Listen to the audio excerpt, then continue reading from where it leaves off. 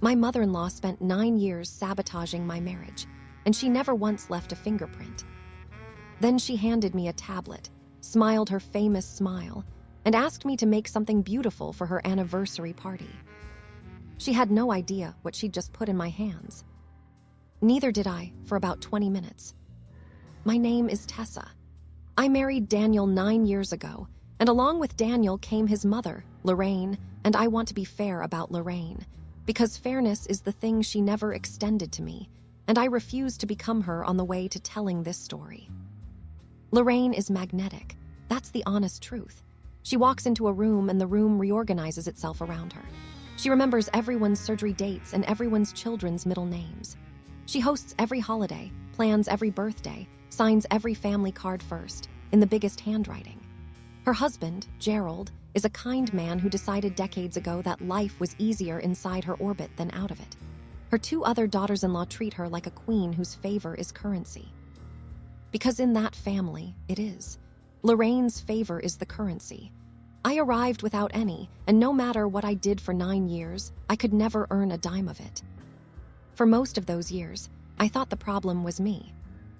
You need 3 stories to understand what I did with that tablet. They're short, and every single one of them detonates later, so hold on to them. The first, Grandma June. Daniel's grandmother, sharp, funny, late 80s, and I genuinely loved her. When her 90th birthday came, the whole family gathered for a formal lunch. I wasn't there because I never knew it was happening. Lorraine swore she'd forwarded me the invitation. Nothing ever landed. What landed was the family's verdict. Tessa skipped Grandma June's 90th. June died the following spring, believing I couldn't be bothered. There is no fixing that. There will never be any fixing that. The second, Denver. 6 years ago, Daniel was offered a serious promotion, running his firm's Denver office. He turned it down and would only say it wasn't the right moment for us. Years later, mid-argument, the truth surfaced. His mother had told him in confidence that I'd said I would never move for his career. I never said anything in the same zip code as that. But he believed it, grieved the job privately, and filed it away as a sacrifice he'd made for a wife who wouldn't bend. He carried that for 6 years without a sound. The third, Whitney. Daniel's college girlfriend whom Lorraine adores. Whitney at Thanksgiving. Whitney at the lake house. Whitney seated directly across from my husband at every table Lorraine ever arranged. She's practically family, Tessa. Don't be like that. 9 years of my mother-in-law keeping another woman warmed up on the sidelines of my marriage, and 9 years of being told it was my imagination. I confronted it exactly once in our 3rd year. Sat Daniel down, named the pattern. He talked to his mother. Lorraine cried beautifully. By the following weekend, the family's story was that I had attacked her, and the word attached to me from then on was sensitive. Tessa's lovely, but she's sensitive. That's what a private confrontation buys you with a woman like Lorraine. I paid for that lesson once. Remember that I said that too. This spring was Lorraine and Gerald's 40th anniversary. 80 guests, the country club, a printed program. Lorraine plans a party the way generals plan landings. She assigned the tribute to Daniel and me, a memory book and a slideshow. "You're the creative one, Tessa," she said, and handed me a shoebox of photographs and her old tablet. "Everything's on there. Make something beautiful." The tablet had floated around the family for a couple of years, ever since she upgraded, grandkids' cartoons, recipes. I took it home, made tea, and started sorting 5 decades of photographs. 20 minutes in, a notification slid down from the top of the screen. A group chat named the girl's crown, Lorraine and her 2 other daughters-in-law. She had never signed out. The account was still there, still syncing, live. And the message that had just arrived, on a device sitting in my hands, at my own kitchen table, had my name in it. I'm not going to pretend I agonized. I read it. You would have read it too, and if you tell me otherwise, I don't believe you. Then I scrolled up and up. The chat went back years. There was Grandma June's 90th in writing. "Don't send Tessa the invite till the Sunday after. Let her explain that one." Laughing emojis from both daughters-in-law, 2 women who hugged me at the funeral. There was Denver. "Told Danny she said she'd never move for him. He canceled the interview this morning." And the reply, "Your terrible face crown." That crown emoji, they used it on her like a title. There was Whitney, years of Whitney, seating charts discussed like chess openings. Putting W across from him again. Tell her to wear the blue, he always loved her in blue. My mother-in-law, directing wardrobe for the woman she'd cast as my understudy. And running underneath all of it, like a signature, was the project of me. 9 years of adjusting how the family saw me, one planted sentence at a time. I hadn't been imagining the cold. I was reading the minutes of the meetings where it was manufactured. I sat there until the tea went cold, doing the arithmetic of my own marriage. How many of our worst fights traced back to a sentence she'd invented? The answer was most of them. Then I picked up my own phone and photographed the screen. Message by message, dates and names visible. Nothing forwarded, nothing exported, nothing clever. The tablet was handed to me, the account was left open on it, and a photograph of what appeared in my own hands in my own home is just a photograph. 206 of them by the end. Last, I searched my email archive from the month of June's birthday. Nothing. The invitation had never been sent. The proof was the absence itself, and now I had her, in writing, engineering that absence and laughing about it. I told Daniel on a Tuesday night, 2 days before the party. That was the hardest hour of this whole story, harder than the party.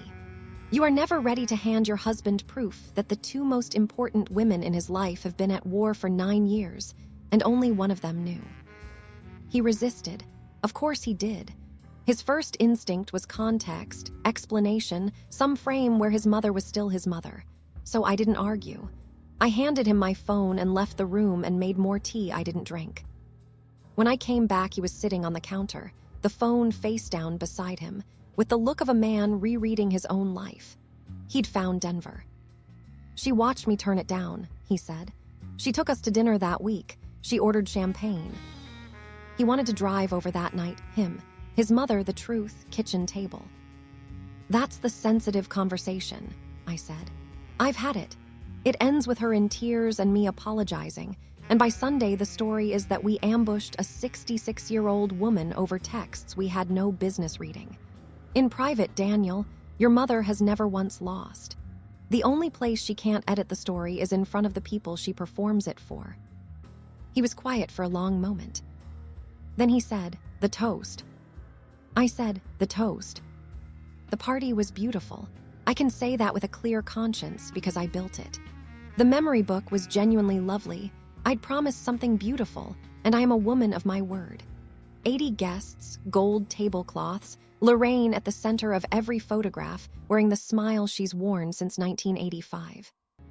After dinner, Daniel stood with a glass and a folded set of pages, and the room settled the way rooms settle for the eldest son. He did the expected part first, and he did it well. 40 years, the house on Fairview, the family she built. Lorraine glowed and reached for Gerald's hand. Then Daniel said, for the last part, I want to read Mom's own words, because nobody tells this family's story better than she does. She nodded. She thought it was tribute. That's the image I keep, her nodding graciously, waving him on toward her own words. June 3rd, 4 years ago, Daniel read. Don't send Tessa the invite till the Sunday after. Let her explain that one. The room didn't gasp.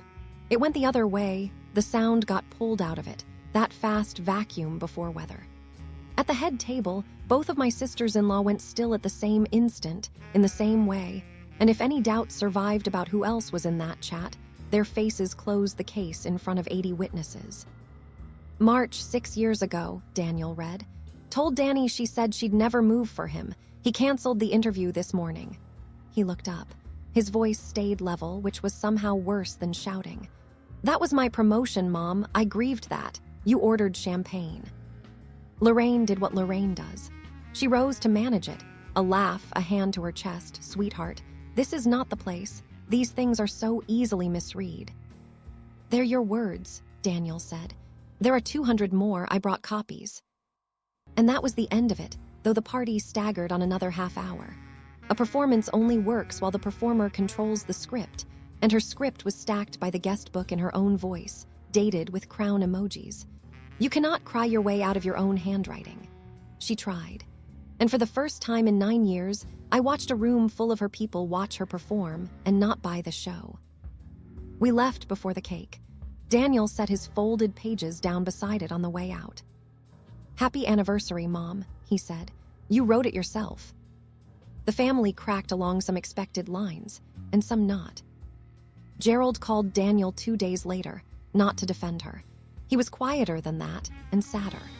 Some men spend 40 years not looking directly at their own marriage, and I think that party was the first time in decades he'd been made to. Both sisters-in-law sent me apologies, separately, each one written to suggest she'd only ever been an unwilling audience. I answered both the same way. "I've read the chat, so we can skip that part." One of them has since actually shown up genuinely, awkwardly, in person. The other sent a gift card. People tell you exactly who they are and how they apologize. Whitney hasn't attended a family event since. Her standing invitation, it turns out, only ever had one signature on it. And Lorraine spent about a month attempting the counterstory. We were vindictive. The texts were doctored. It didn't take. Too many people had read the pages, and her only real currency was the room's belief. Nobody banished her. Nobody screamed. She's simply no longer the center of the orbit, and for a woman like Lorraine, I've come to understand that's the one ending she never planned for. Holidays are at our house now. Smaller, louder in the good way. And Grandma June's photograph sits on the mantle every Thanksgiving. The woman who spent her last year misled about me has the best seat in my home, permanently. Daniel asked me once, months later, when I knew the party was the answer, that Tuesday night or before. I told him the truth. It was the moment his mother handed me that tablet and said make something beautiful. I'd spent 9 years being handed her version of things. Her seating charts, her stories, her edits of me. And then, without knowing it, she handed me the original. So I made something beautiful. A lovely book, a perfect party, one true toast. She provided the material herself. All I did was publish it.